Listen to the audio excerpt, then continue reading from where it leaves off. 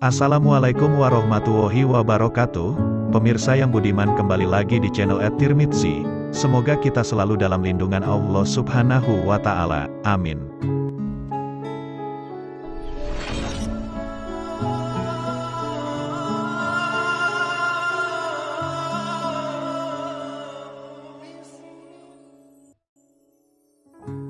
Pada paruh abad ke-19, terdapat beberapa ulama dari Indonesia yang kepakaran dan keilmuannya diakui dunia Islam, dan mereka diberi kesempatan seluas-luasnya untuk mengajarkan ilmunya di Masjidil Haram. Bahkan, mereka menjadi ulama kebanggaan bangsa Melayu, yang kualitas keilmuannya berkaliber internasional. Setidaknya ada 7 nama ulama Indonesia yang sangat terkenal di Mekah pada abad ke-19.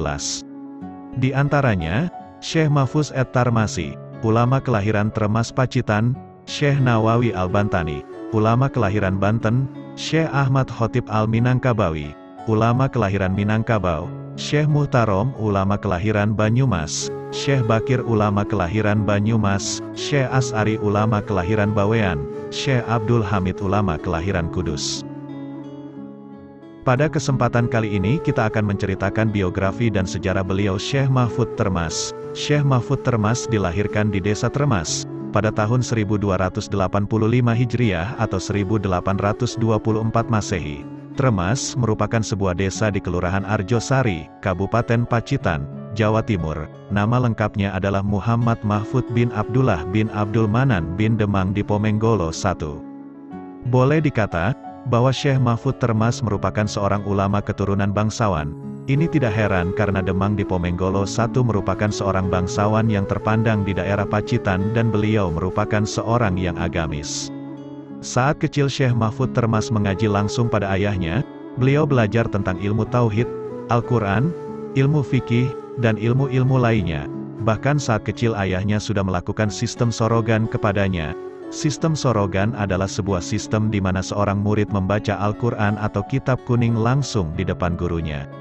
Sistem sorogan ini merupakan bagian tersulit dari pendidikan Islam tradisional, karena sistem ini menuntut kesabaran, kerajinan, ketaatan, dan kedisiplinan ketat dari seorang murid.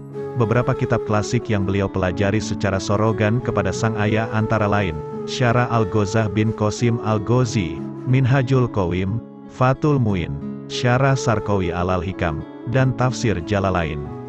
Setelah belajar dari ayahnya, kemudian beliau berangkat mondok di pesantren milik Syekh Muhammad Soleh As-Samarani, atau dikenal dengan Mbah Soleh Darat. Kemudian beliau bersama adiknya dikirim orang tuanya untuk melanjutkan belajarnya di Mekah. Saat di Mekah Syekh Mahfuz Termas memiliki banyak sekali guru. Di antaranya adalah Syekh Ahmad Al-Minsyawi. Beliau merupakan ulama Ahlul Quran.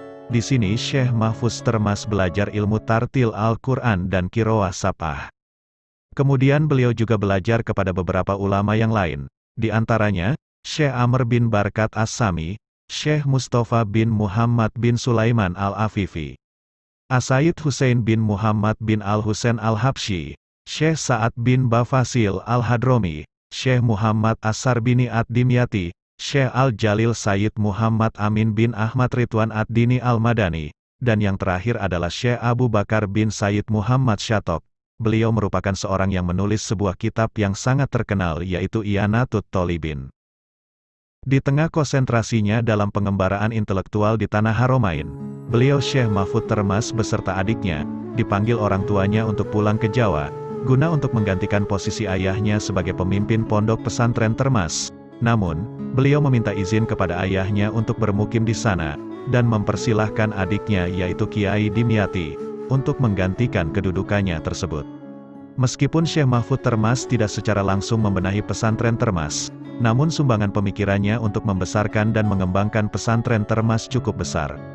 Bahkan tidak hanya pesantren Termas saja, namun juga meliputi sebagian besar pesantren terkemuka di Jawa. Karena hampir semua pengasuh pesantren di Pulau Jawa, pada awal abad ke-20 saat di Mekah, bisa dipastikan pernah belajar kepadanya. Di antaranya adalah Kiai Haji Hashim As'ari, Kiai Haji Wahab Hasbullah, Kiai Raden Asnawi Kudus, Kiai Bisri Sansuri Jombang, Kiai Soleh Tayu, Kiai Dahlan Kudus dan lain sebagainya. Syekh Mahfuz Termas sebagai ulama ahlul hadis di Mekah. Ketika di Mekah, Syekh Mahfud mempelajari seluruh isi kitab hadis Sahih Al-Bukhari di hadapan gurunya langsung yaitu Syekh Abu Bakar bin Muhammad Syato Al-Maki, dan kemudian beliau mendapatkan sanad hadis Sahih Bukhari darinya, untuk diajarkan kepada murid-muridnya nanti. Setelah itu, di kalangan ulama beliau Syekh Mahfud Termas, terkenal dengan julukan Al-Muhadis, yaitu seorang ulama ahli hadis. Hal itu karena beliau diakui sebagai musnid yang sah dalam transmisi intelektual pengajaran kitab Sahih Bukhari. Beliau juga berhak memberikan ijazah kepada murid-muridnya yang berhasil menguasai Sahih Bukhari tersebut. Ijazah ini berasal dari Imam Bukhari sendiri, yang ditulis sekitar 1000 tahun yang lalu, dan diserahkan secara berantai kepada 23 generasi ulama yang telah menguasai karya Imam Al-Bukhari ini. Syekh Mahfud Termas merupakan seorang pembawa rantai yang terakhir pada waktu itu. Kemudian Syekh Mahfud Termas mengajarkan ilmunya kepada Hadratus Syekh Kiai Haji Hashim Asy'ari, ulama asal Jombang yang terkenal dengan pendiri organisasi NU. Seorang ulama paling alim di Jawa pada abad ke-20. Kepada Syekh Mahfud Termas, beliau Kiai Haji Hashim Asy'ari juga belajar ilmu syariah, ilmu gramatika bahasa Arab, ilmu etika, ilmu-ilmu hadis. Sehingga dengan pengajarannya ini beliau Kiai Haji Hashim Asy'ari memiliki ilmu mankul dan makul. Karena kegigihan, ketekunan dan juga kemahirannya dalam bidang hadis, beliau Kiai Haji Hashim Asy'ari mendapat ijazah Sahih Bukhari langsung dari gurunya yaitu Syekh Mahfud Termas, untuk diajarkan kepada para santrinya. Dalam bidang hadis, karya Syekh Mahfud Termas yang paling terkenal di kalangan pesantren adalah kitab Khairiyah fi Arba'in Hadisan min Ahadisi Khairil Bariyah. Selain itu, beliau juga menulis kitab Manhaj At-Zawi An-Nasbar, yang merupakan syarah dari kitab Mandumat Ilmi Al-Atsar, oleh beberapa guru besar ilmu hadis Al-Azhar. Kitab ini sebagai kitab syarah terbaik atas kitab Mandumat Ilmi Al-Atsar. Di samping mumpuni dalam bidang hadis, Syekh Mahfud Termas juga seorang ahli fikih. Hal ini terbukti dengan kitab karyanya yang bernama Al-Muhibah. Kitab ini merupakan syarah dari kitab fikih Syafi'i, karya Imam Ibnu Hajar Al-Haytami. Kitab ini sudah diterbitkan dan terdiri dari 5 jilid, namun kabarnya baru diterbitkan 4 jilid. Dalam bidang usyul fikih beliau juga menghasilkan karya yang berjudul Nel Al-Mamul bi Hasiyah Goya Al-Usyul fi Ilm Al-Usyul, yang terdiri dari 3 jilid. Selain itu, beliau juga memberikan perhatian serius terhadap ilmu faraid, mengingat ilmu itu sangat penting bagi sosial masyarakat muslim. Dalam hal ini beliau menulis kitab Hasyiyah Takmilaan Minhajul Qawim Ilal Faraid. Kitab ini sangat tebal hingga ada 7 jilid. Selain terkenal di bidang ilmu hadis, fikih, dan ilmu yang lain, beliau Syekh Mahfud Termas juga dikenal sebagai maha guru Qiraah Sab'ah dan ahli tafsir, khususnya Qiraah Imam Asyim. Sanad dan ijazahnya pada para kiai, hufaz, quro, di Jawa masih ditemukan hingga sekarang. Selanjutnya, beliau Syekh Mahfud Termas selain dikenal sebagai ulama sufi, beliau juga dikenal sebagai penyebar Thariqah Syaziliyah, karena kealimannya dan banyaknya ilmu yang beliau kuasai. Hal ini menjadikan beliau Syekh Mahfud Termas menjadi terkenal dan dikagumi ulama pada masa itu, bahkan tidak hanya dikagumi di kalangan ulama bangsa Melayu, bahkan beliau Syekh Mahfud Termas juga dikagumi di berbagai dunia Islam, salah satunya ulama India. Bahkan ada cerita menarik mengenai kesohoran beliau Syekh Mahfud Termas. Pada tahun 1935, pada saat Kiai Ilyas kembali dari Mekah, beliau menyempatkan singgah di India dan Malaysia. Hal itu beliau lakukan untuk studi banding tentang sistem pendidikan Islam. Saat di India beliau juga mengunjungi beberapa universitas, dan juga tokoh-tokoh ulama penting di sana. Tepat ketika beliau Kiai Ilyas tiba di Bombay saat tahun 1935, beliau bertemu seorang ulama besar dan berpengaruh sekaligus seorang mufti di Bombay. Hal yang paling mengejutkan, beliau mendapat sambutan dan penghargaan yang sangat istimewa dari syekh tersebut. Beliau juga diundang makan bersama ulama-ulama yang lain. Bahkan syekh itu melayaninya dengan sendiri walaupun beliau mempunyai banyak sekali pelayan. Dan juga ketika akan bertolak dari New Delhi itu, syekh tersebut mengantarkannya sampai ke stasiun, bahkan menemaninya sampai kereta berangkat. Perlakuan dan sambutan itu membuat Kiai Ilyas merasa heran dan bertanya-tanya, kenapa syekh tersebut melakukan hal itu semua kepada dirinya, hingga beliau merasa tidak pantas untuk mendapat pelayanan yang sedemikian istimewa dari seorang pemimpin muslim yang sangat penting itu. Rasa herannya itu semakin menyelimutinya, hari demi hari bahkan berminggu-minggu. Akhirnya, 2 bulan kemudian rasa herannya terungkap, ketika Kiai Ilyas pergi ke Kalkuta dan bertemu dengan seorang yang bernama Zainuddin.